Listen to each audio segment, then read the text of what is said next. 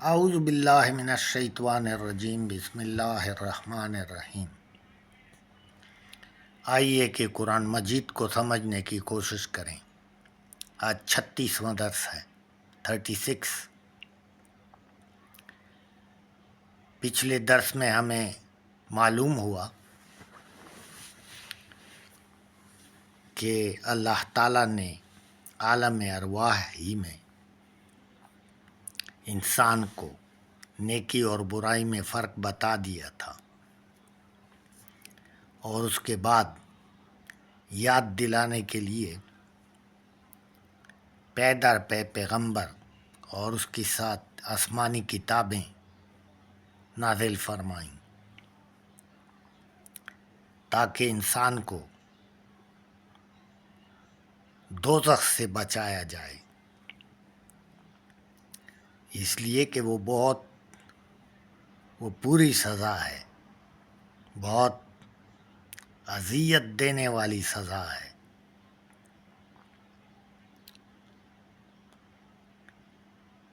اللہ تعالیٰ نے سورہ الشمس میں فرمایا فَأَلْهَمَهَا فُجُورَهَا وَتَقْوَاهَا۔ نیکی اور برائی میں فرق تو تمہیں سمجھا دیا ہے، اور اس کا پھر رزلٹ بھی بتا دیا۔ قد افلح من زکاها وقد خاب من دساها۔ اسی طرح سورہ یاسین میں اللہ تعالیٰ نے انسان کو متنبع کیا، الم اعہد الیکم یا بنی آدم الا تعبدوا الشیطان انہ لکم عدو مبین۔ اے آدم کی اولاد، ہم نے تو تمہیں پہلے ہی سے بتا دیا تھا کہ شیطان کے راستے پر مت چلو، وہ تمہارا کھلا دشمن ہے۔ وَأَنِ اعْبُدُونِی، اور اللہ کے راستے پر چلو۔ ھذا صراط مستقیم، یہ سیدھا راستہ ہے۔ یہ میثاق، یہ اقرار انسان کے اندر موجود ہے، اس لیے کہ انسان کے اندر روح ہے، روح پاک ہے۔ روح میں وہ اقرار ہے، وہ میثاق ہے جو انسان کر کے آیا ہے عالم ارواح میں اللہ تعالیٰ کے ساتھ۔ تو یہ میثاق انسان کے اندر موجود ہے۔ جو ہی وہ زندگی برے کاموں اور شیطانی راستے پر چل کر گزارتا ہے، ایک وقت آ جاتا ہے کہ اس کو احساس ہوتا ہے کہ وہ تو وعدہ توڑ رہا ہے، جس راستے پر وہ چل رہا ہے وہ تو غلط ہے۔ ربما یود الذین کفروا لو کانوا مسلمین، کافر لوگ کسی بھی وقت یہ ارمان کریں گے کہ کاش وہ مسلمان ہوتے۔ یہ قیامت کے روز تو یہ لوگ جو غلط راستے پر چلتے ہیں حسرت کرتے ہی ہیں، کرتے ہی رہیں گے۔ اس دنیا میں بھی جوں جوں اس کی عمر بڑھتی ہے، شعور پختہ ہوتا ہے، اسے اندر سے گھٹن ہوتی ہے کہ وہ غلط راستے پر جا رہا ہے۔ بہرحال پچھلے درس میں ہم نے قرآن مجید کی ترتیب کے بارے میں بھی مختصر سا بیان کیا تھا۔ ہم نے فرمایا قرآن مجید میں 7 منزلیں ہیں۔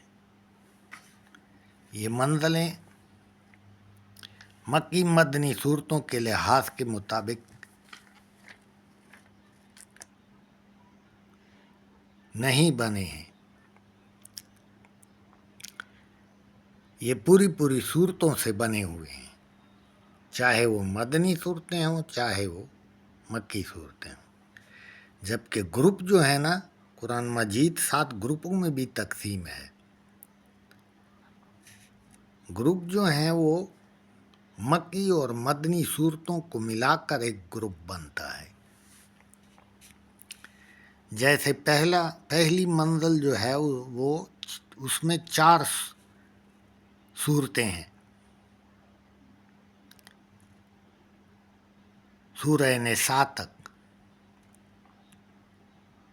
جبکہ پہلا گروپ جو ہے اس میں 5 صورتیں ہیں، سورہ المائدہ تک۔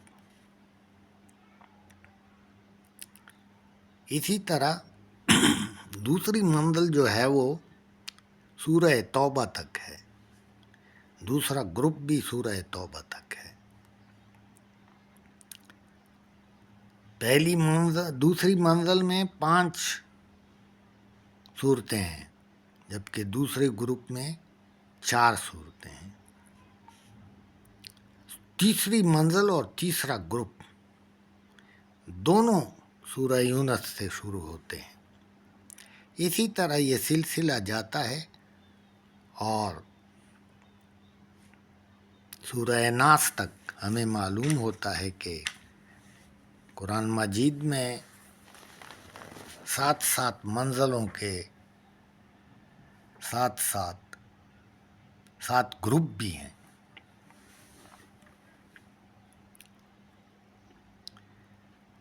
تمام جتنی بھی آیتیں ہیں اس میں اکثر دہرائی گئی ہیں اور ایک ایک آیت میں بے انتہا خزانہ ہے، غور کرنے پر معلوم ہوتا ہے۔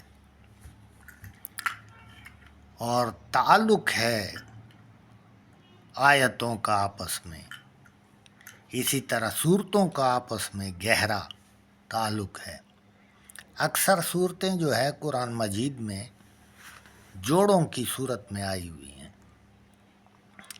ایک صورت مطالعہ کرنے سے،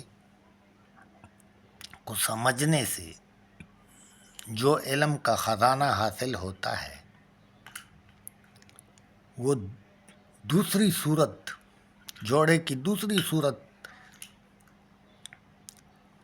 مطالعہ کرنے اور سمجھنے پر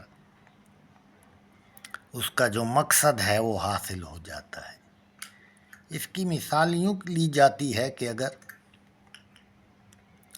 ایک آنکھ چھپا کر ایک آنکھ سے دیکھا جائے تو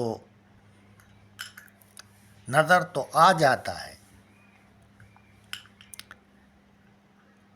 ارد گرد نظر تو آ جاتا ہے، لیکن اگر دونوں آنکھیں کھول دی جائیں تو پھر پوری طرح نظر آ جاتا ہے۔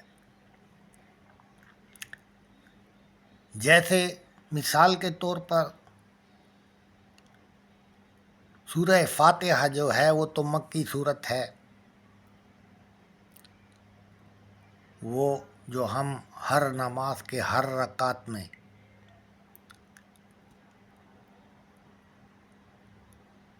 تلاوت کرتے ہیں۔ اس کے بعد سورہ بقرہ اور سورہ آل عمران، یہ 2 مدنی صورتیں ہیں، یہ ایک جوڑا ہے۔ اس کو حضور پاک صلی اللہ علیہ وآلہ وسلم نے الزہراوین کا نام دیا ہے۔ جیسے فاطمۃ الزہرا، زہراوین کا مطلب یہ ہوا کہ پوری تابناک روشن صورتیں۔ اب اگر سورہ بقرہ کو سمجھا جائے، تلاوت کیا جائے، مطالعہ کیا جائے تو جو علم حاصل ہوتا ہے وہ تو ہوتا ہی ہے، لیکن جب سورہ آل عمران کو سمجھ کر مطالعہ کیا جائے تو دونوں صورتوں کو ملا کر جو خزانہ حاصل ہوتا ہے وہ پھر مکمل ہو جاتا ہے۔ اسی طرح غور کرنے پر ہر صورت کے اندر بھی تقسیم ہے اور ان میں بھی گہرا تعلق ہے۔